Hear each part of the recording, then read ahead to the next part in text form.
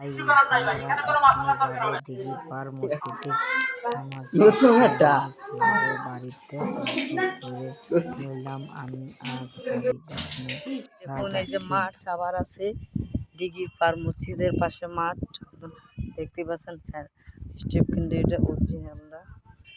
দেখুন এই যে মাঠ কত সুন্দর মাঠ, এই যে মসজিদ কেল্লা যে পিতা দেবার ডাক দিচ্ছে এখানে টুর্নামেন্ট আছে।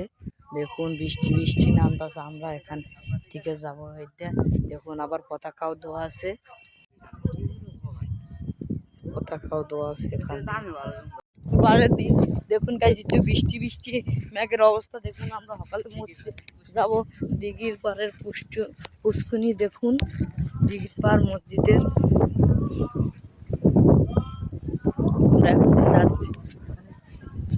দেখুন গাইজ মেঘের খুবই ভাব খারাপ। আমরা আমাদের ঘোরা শেষ, কি পরিমাণ বাতাস, কি পরিমাণ গাইজ দেখুন।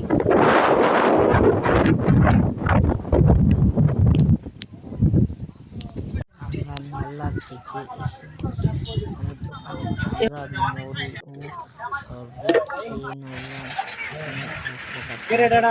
এখানে এই বাতাস এখানে আমরা মসজিদে করে নিল। আমি ভিতর কি নাকি করছি